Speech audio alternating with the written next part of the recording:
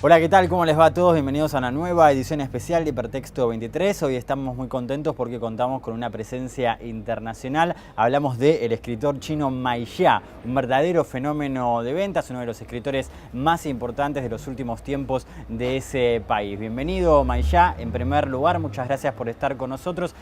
Hola, muchas gracias. Y la primera pregunta obviamente tiene que ver con ¿qué significa, ¿no?, venir a nuestro país teniendo en cuenta las diferencias culturales, las diferencias literarias? ¿Qué significa para vos venir por primera vez a la Argentina? Para mí es un viaje muy especial, aparte de ser una promoción de mi libro. Para mí Argentina siempre ha sido un lugar de mi sueño, ¿no? Leí muchas obras literarias de Argentina, conozco muchos escritores argentinos y en sus obras he leído, por ejemplo, lugares como la Avenida 9 de Julio, la Plaza de Mayo, etc. Hoy, cuando realmente piso esta tierra, para mí no me siento tanto como un extraño, un extranjero, sino más bien la sensación es como una vuelta a casa, ¿no? Para mí es como un regreso a mi tierra natal literaria. Vamos a contar que El Don, este libro, la primera novela de Mai Jia, tardó 10 años en escribirla nada menos, luego vendrían otros libros, pero en este caso es la primera novela que se traduce en Occidente, en países como España, Argentina, y que el propio Mai Jia viene a presentar. Te quería preguntar, porque lo dijiste en varias entrevistas, que se produce muchísima literatura en China, bueno, teniendo en cuenta además su gran cantidad de habitantes, y que vos mismo lo decías, ¿cómo se hace para que un libro tenga alguna importancia teniendo en cuenta la cantidad de obras que se producen de manera anual? Efectivamente, ahora en China cada año se publica entre 4.000 y 5.000 novelas originales.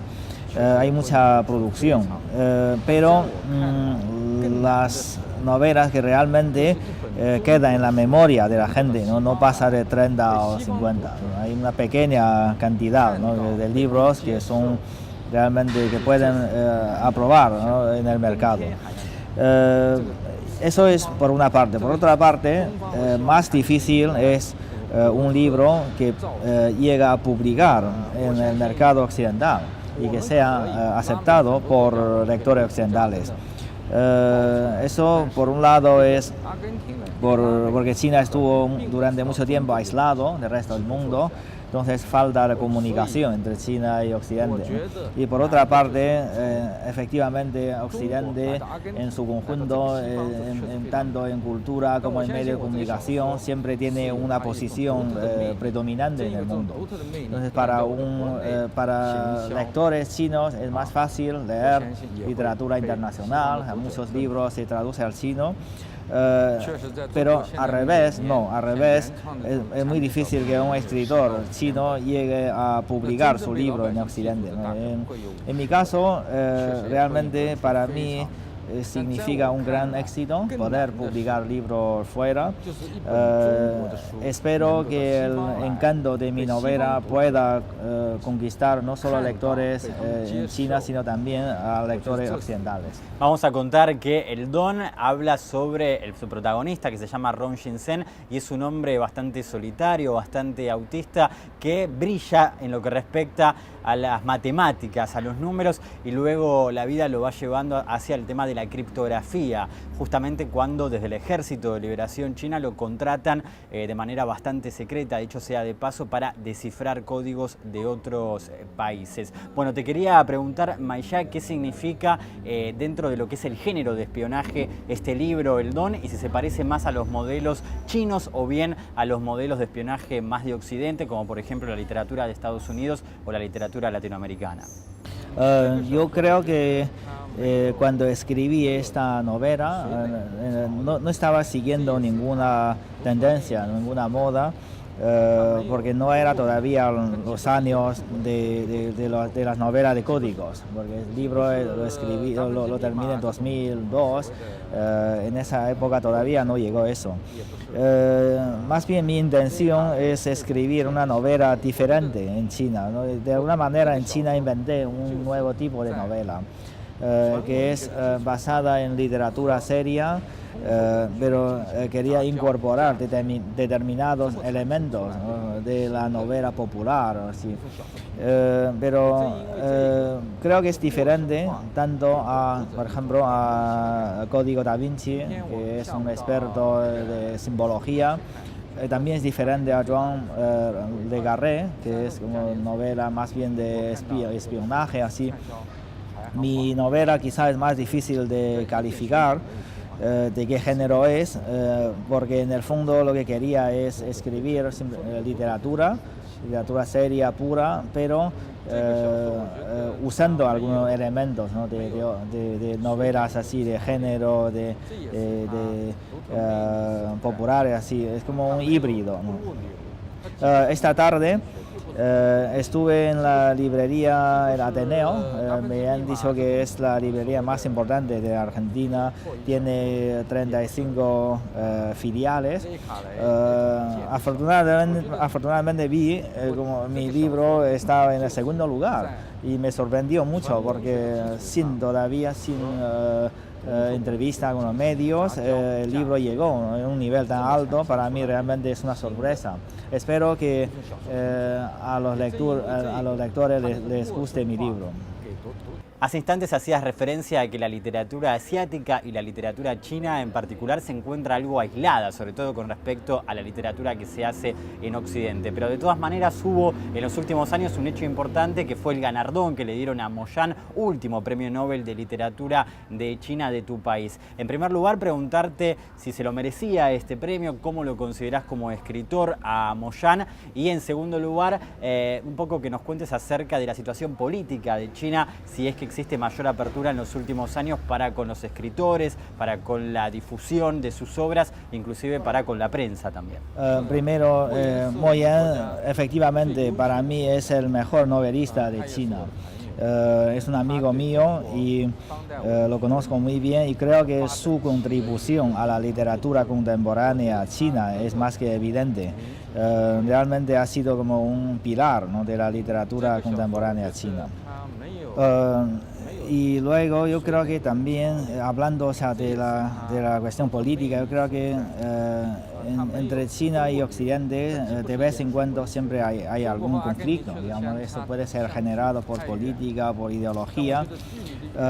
En el fondo es por falta de comunicación. Muchas veces me da la impresión de que en Occidente todavía tiene una imagen de China bastante anticuada, porque en los últimos 30 años en China ha cambiado mucho, muchas cosas han cambiado. Por ejemplo, mi libro hace 30 años era imposible de pensar, ¿no?, publicar un libro así, con un tema tan sensible. Pero hoy no solo el libro está publicado en China, sino también se ha adaptado a cine, a televisión. Es un ejemplo de que en China muchas cosas se están cambiando, ¿no? Y creo que es importante que más gente viaje a China a conocerla, y se aseguro que va a encontrar un país, o sea, que pensaban que un país misterioso, sin embargo cuando llegan a China van a encontrar muchas cosas así similares, muchas cosas que les puede impresionar. Hay mucho contraste, pero sobre todo es un país que tiene ahora mucho dinamismo, está cambiando mucho, no solo económicamente, sino también en lo social y lo cultural. Entonces les animo a conocer mejor China, y solo, digamos, ese conocimiento directo permite una opinión más objetiva. En una entrevista reciente decías, Mayá, que dos de tus principales referentes literarios son Gabriel García Márquez y Jorge Luis Borges. Me llamó la atención esto, teniendo en cuenta que hacías referencia a que Borges era uno de esos escritores que te inspiraban a la hora de escribir, lo cual a nosotros nos puede parecer raro porque en general es un autor que se lo asocia más a la dificultad, ¿no?, inclusive para abordarlo a la hora de la lectura. Bueno, quería que nos contaras un poco más por qué tomás a estos dos autores como principales referentes, más allá de los modelos que tengas en la literatura china. Efectivamente, ¿no? García Márquez y Borges son dos ídolos míos, ¿no? He leído mucho sus obras. En cuanto a la influencia de un escritor a otro, creo que no es una relación así de imitación mecánica, ¿no? Sino algo más de influencia como familiares. Para mí estos escritores no solo son mis ídolos literarios, ¿no? Sino llegan a ser como mis seres queridos, ¿no? Cuando encuentro algo de alegría o de tristeza, cuando encuentro dificultades, me siento que ellos me acompañan, me siento que ellos hacen que mi vida de escribir no sea solitaria. Entonces, esa influencia creo que es mayor que a nivel técnico. Y hablando de otros escritores latinoamericanos, también he leído mucho a Neruda, a Octavio Paz, a Llosa, otro escritor argentino, Julio Cortázar, por ejemplo. He leído bastante a los escritores latinoamericanos, ¿no? Pero el que más me ha gustado es Borges.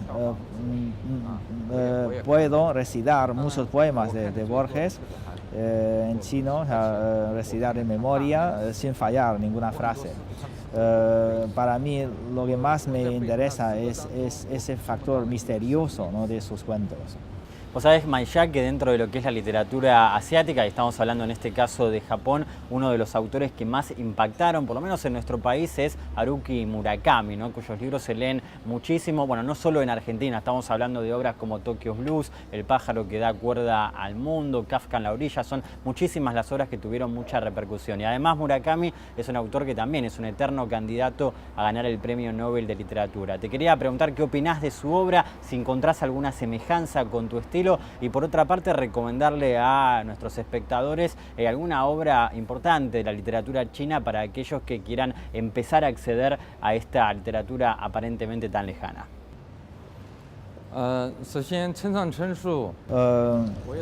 Primero he leído muchas obras de Murakami también.